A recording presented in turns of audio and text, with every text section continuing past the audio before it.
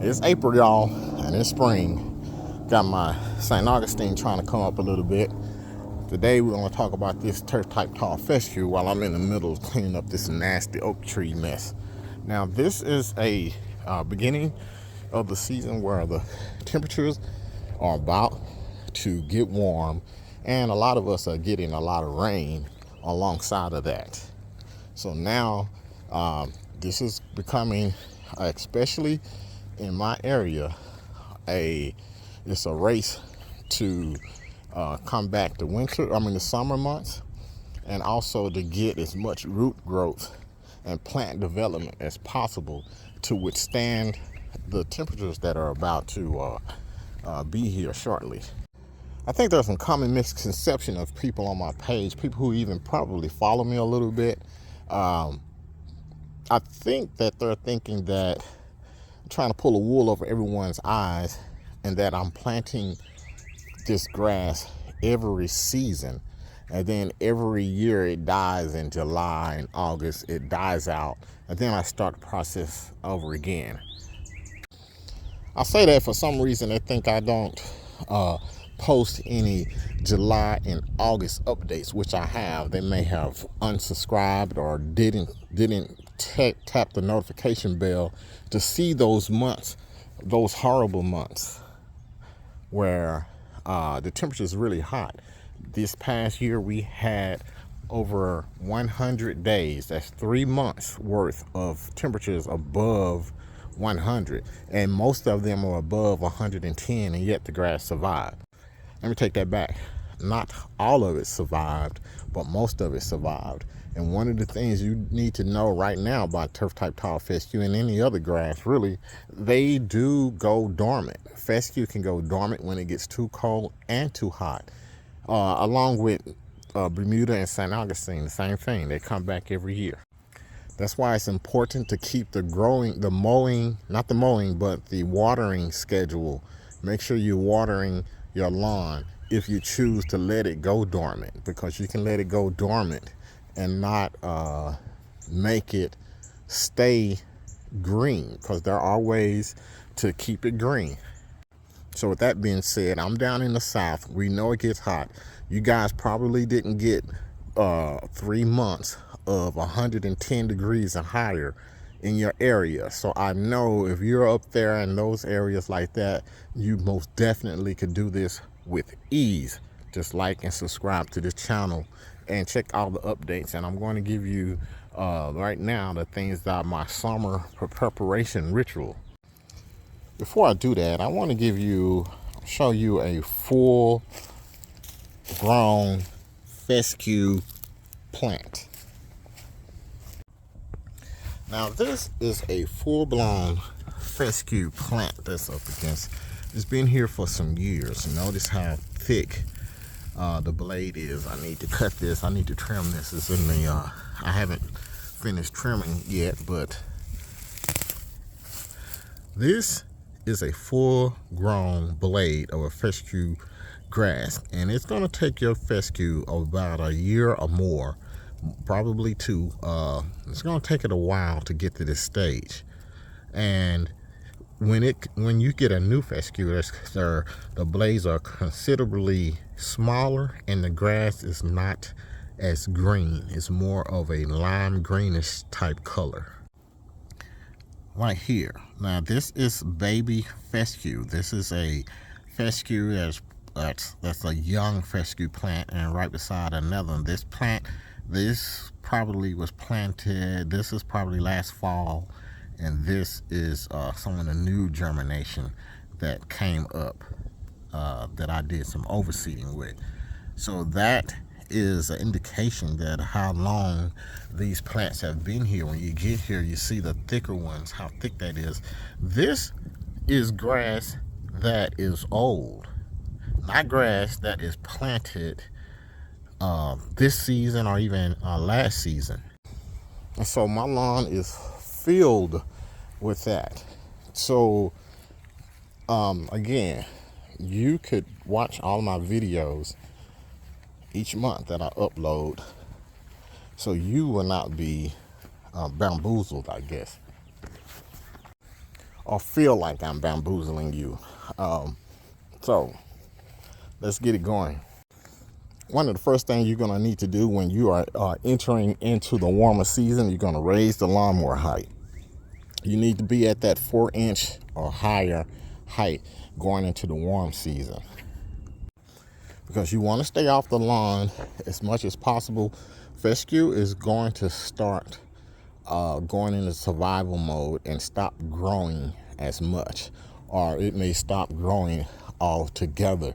So you want to keep the height of the grass high. One of the main reasons is, think of this as a gas tank. Think of this, all these nutrients is being stored in the leaf of these blades. And the longer you have these, the better the chances of your grass surviving. Because the grass, this is the grass for the crown. This is the reserves that it can call on. And if you cut your yard very short, just think of all the reserves that you would be needing is very limited, because you are cutting your lawn too short. So that's number one. When it starts to hit the warm season, is stop cutting the yard or raise the height of the lawnmower higher, maybe even on the high setting. The closer you get to the heat of the summer, the high setting you should be. When we get into those weeks where we have considerably hot days throughout the entire week, sunny and all of that, you're going to want to make sure that your lawnmower is on the highest setting that you can. The next issue is going to be fungus control. With you watering, or even getting those hot afternoon summer rain showers, and the heat altogether is going to equal a fungus growing opportunity. And you want to be ahead of the fungus game. And one of the things that you need to do is stop striping your lawn.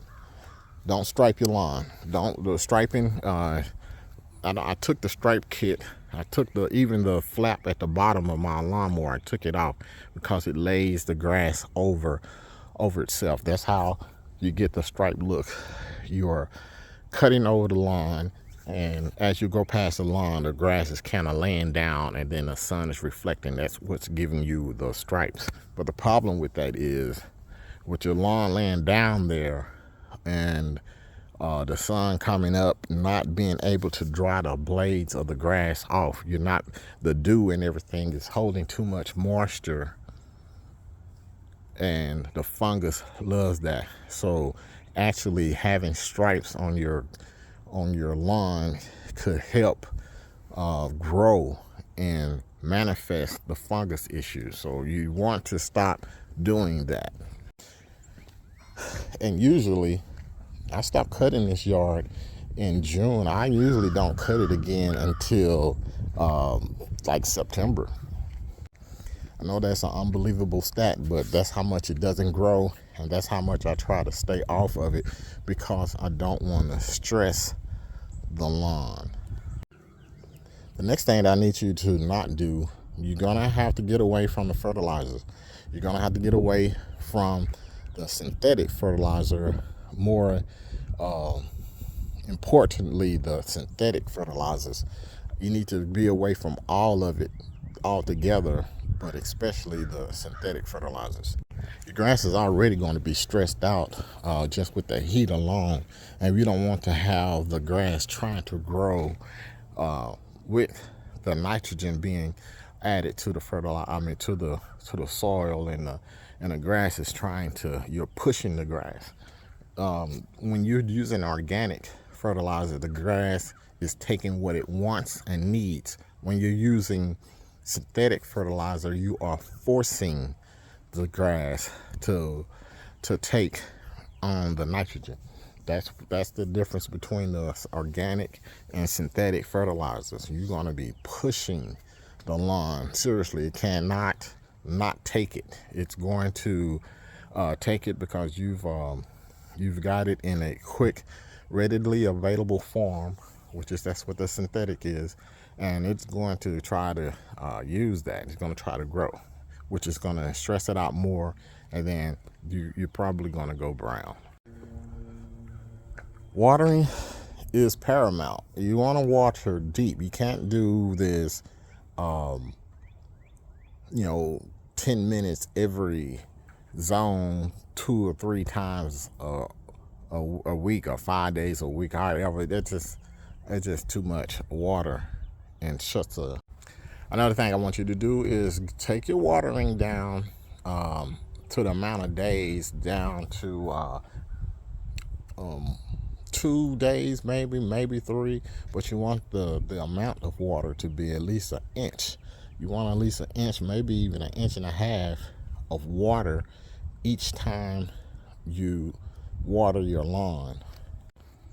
This is going to allow the grass to have deep root system, because the water is going to go down and it's going to water deep, and the roots don't have to come up to the top of the soil to reach moisture. It's going to go down, and the grass is going to chase it down. The soil is, the roots are going to follow suit. So let me show you some products and some tricks that I use. Number one, I use a organic fertilizer, and if it has any type of nitrogen, you want it to be very, very, very small amount of nitrogen. And you want to use this earlier in the spring, and you don't want to use this during the heat. And be careful of the nitrogen that says, or the fertilizers that say slow release. The slow release fertilizer, it doesn't all release at the same time. There is a polymer coated, they coat part of the nitrogen in the bag with this polymer that dissolves like 3 months later. And if you're in July, or if you're in April and you're fertilizing with that type of fertilizer, that means in the heat of the summer it's going to start releasing. It's going to start releasing the nitrogen when you don't want it. So I would suggest, do not use any slow release fertilizers at this time.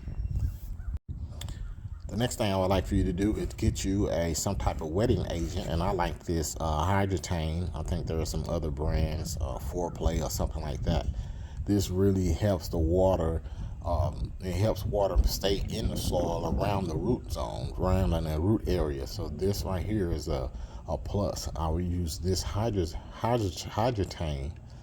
to help the efficiency of the water. And another thing that I like to use, or you could, this is a one and done. You can just do this now and wait. I don't want you to put this out every season or every so often. The gypsum. The gypsum is going to help pull the water down into the root zone, and also is going to alleviate all the salt from the synthetic fertilizers that's been if you have been using synthetic fertilizers. This would kind of help take that salt out of your soil, and it'll also balance your pH. It'll kind of have a buffer on your pH, but I'm using it mostly to get the water down to the root zone. And I'm only going to use too much of anything is a bad thing. You don't want too much of this gypsum in there, so I wouldn't go above the 5 pound per 1,000 square feet. So the products that I would probably go and get right now, so I can have on hand, would be the Hydrotane,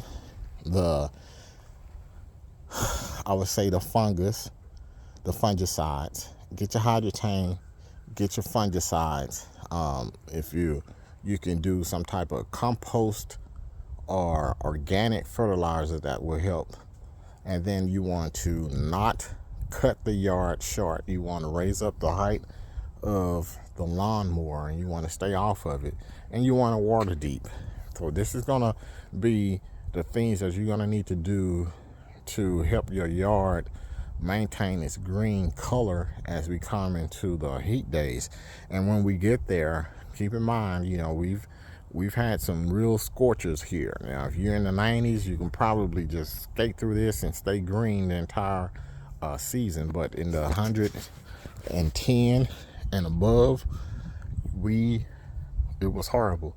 I'm going to try to uplink a video of the aftermath of that, of my lawn, so that you can see the difference. Also, if you do let it, remember, your grass can go dormant, so don't go in tilling it up, killing it off, or scapping it all off because you think it's dead. It can go dormant, especially if you keep up the watering schedule. It may look crazy to you because you are watering a brown lawn, but you're really just watering deep. You're maintaining a crown. And if you are that anal about it, all your warm season lawns might be still green. You can do some type of green lawn paint just for the aesthetics part if you have an issue with it.